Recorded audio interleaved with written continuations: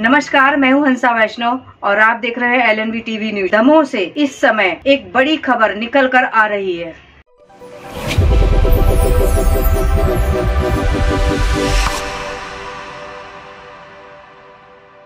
नमस्कार, स्वागत है आपका। मैं हूं डॉक्टर एल एन वैष्णव। मध्य प्रदेश के दमोह जिले के अंतर्गत आने वाले जवीरा विधानसभा क्षेत्र के तेंदुखेड़ा में किसानों ने एकत्रित होकर घंटों जाम लगा दिया।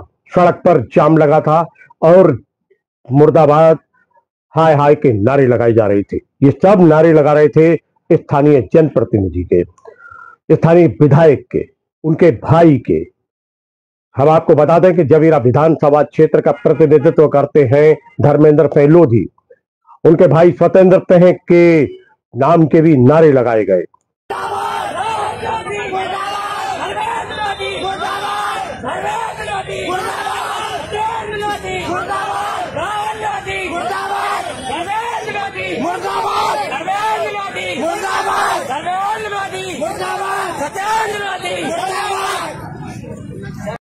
किसान कह रहे थे कि प्रशासन और स्थानीय जनप्रतिनिधि इसके लिए जिम्मेदार हैं। उनको समय पर खाद नहीं मिल पा रहा है और जिसको लेकर वह धरना प्रदर्शन कर रहे हैं। वह लगातार घंटों धरना प्रदर्शन करते रहे। प्रशासन और पुलिस को काफी मशक्कत करना पड़ी धरना समाप्त करवाने के लिए। वहीं दूसरी ओर दमोह के कलेक्टर सुधीर कुमार कोचर का कहना है कि जिस प्रकार की मांग खाद की आ रही है उसको देखते हुए प्रशासन लगातार व्यवस्था में लगा हुआ है। उनका कहना था कि मांग जो बड़ी है उसका कारण है कि हाइब्रिड फसलों का लेना किसानों ने प्रारंभ कर दिया है, रकबा बड़ा है। वहीं दूसरी ओर हमने डॉक्टर मनोज अहिरवार जो कि वैज्ञानिक हैं कृषि के, उनसे भी हमने संवाद किया। उनका कहना था कि हाइब्रिड फसलों में कुछ ज्यादा खाद लगता है और किसानों को वैसे चाहिए कि वह कम से कम खाद का इस्तेमाल करें और रासायनिक विधि के खेती की अपेक्षा प्राकृतिक खेती पर अधिक जोर दें। आइए सुनते हैं पहले कलेक्टर सुधीर कुमार कोचर क्या कह रहे हैं और उसके बाद सुनवाएंगे हम आपको कि डॉक्टर मनोज अहिरवार क्या कह रहे हैं। देखिए, इस बात को थोड़ा सा व्यवस्थित तरीके से मैं बताना चाहूँगा सबको कि इसको ऐसे समझना पड़ेगा आपको। क्या हुआ है कि दमोह ज़िले में पिछले एक साल में जो है फसलों के बोने के पैटर्न में काफ़ी परिवर्तन आया है। तो अब जो है यहाँ पर बड़ी संख्या में लोग हाइब्रिड मक्का बो रहे हैं और बड़ी संख्या में मूंग बो रहे हैं। अब क्या है कि इन फसलों के लिए जब आप बुआई करते हो तो इसमें यूरिया लोगों को ज़्यादा लगता है, तो इस कारण से यूरिया की डिमांड काफ़ी ज़्यादा बढ़ गई है।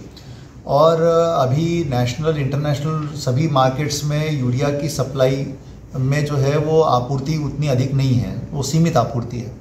उस कारण से ये दिक्कत आ रही है। अब हमने ये तय किया है, क्योंकि अभी हमारे पास कम मात्रा में यूरिया अवेलेबल है, तो हम रिक्वेस्ट कर रहे हैं शासन से कि हमारे पास यूरिया की जल्दी एक रैक आ जाए, और यदि वो रैक आ जाती है तो उसके बाद हम जो है जब पर्याप्त यूरिया हमारे पास उपलब्ध हो जाएगा तभी हम किसानों को वितरित करने का काम करेंगे, ताकि सभी किसानों को उनकी आवश्यकता के अनुरूप यूरिया भी मिल जाए और किसी प्रकार की कानून व्यवस्था की स्थिति भी उत्पन्न न हो। सर, परंपरागत बीज जो होते हैं और हाइब्रिड में कितना अंतर होता है, क्या विशेषता?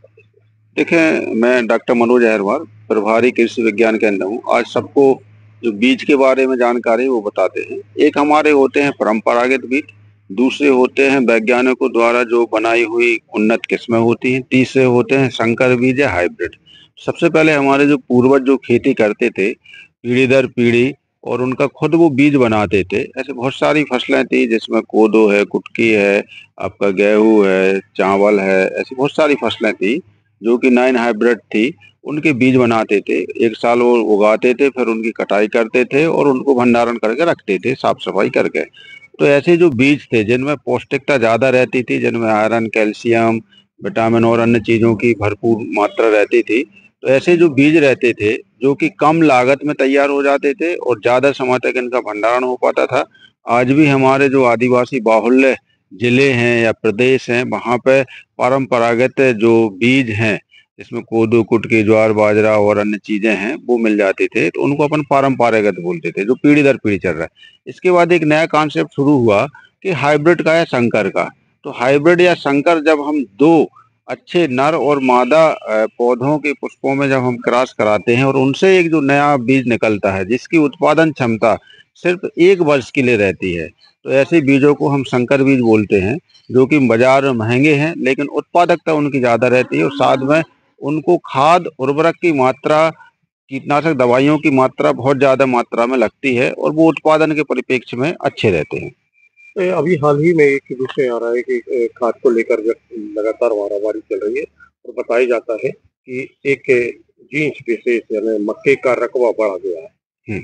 एक्चुअली में देखने में आ रहा है कि वर्तमान में जैसे और पिछले अगर 4-5 साल से अपन देखें कि सोयाबीन का जो रकबा जितना होता था 50,000 से लेकर 1 लाख हेक्टेयर तक दमोह जिले में या अन्य जिलों में भी, तो विगत मौसम बदलते हुए मौसम के कारण सोयाबीन का जो उत्पादन है वो प्रभावित हुआ है। तो साथ में क्रॉप डाइवर्सिफिकेशन पे किसानों ने जो रुझान अपनी फसलें बदली हैं, तो उनमें मक्का है, ज्वार, बाजरा, कोदो, कुटकी इधर गए हैं। तो सोयाबीन का रकबा या मूंग उड़द का रकबा घटा है और साथ में जैसे मक्का है, ज्वार है, बाजरा है या कोदो कुटकी है या अपन कहें कि और अन्य फसलों का जो रकबा है वो बढ़ा है। जबकि जो कृषि का रकबा अपने दमोह जिले में 3,17,000 जो हेक्टेयर के लगभग है वो जस का तस है। बस फसलों का रकबा कुछ का बढ़ा है, कुछ का घटा है। ये मौसम की अनियमितता के कारण फसलों में जो विविधता आई है, और विविधता जरूरी भी है कि अगर हमारी फसल लंबे समय से कोई एक फसल फेल हो रही है तो किसान भाइयों को जो फसल अच्छी बदलते मौसम में सफलतापूर्वक दे रही है उसको लगाना चाहिए। लेकिन इसमें विशेष रूप से ध्यान रखना है कि हमें अनाधुंध खाद उर्वरकों को उपयोग नहीं करना है। जो भी रिकमेंडेड या अनुशंसित खाद उर्वरक हैं उतने को ही अपन को डालना है। ऐसी जानकारी आ रही है कि लगातार इसमें कई गुनी मात्रा में यूरिया का उपयोग किसान कर रहे हैं। एक्चुअली में जितने भी बिना दाल वाली फसलें हैं जैसे मक्का है, धान है, गेहूं है और अन्य फसलें हैं, इनमें यूरिया का मात्रा उनका जो अनुशंसित मात्रा रहती है उनमें ज़्यादा रहती है।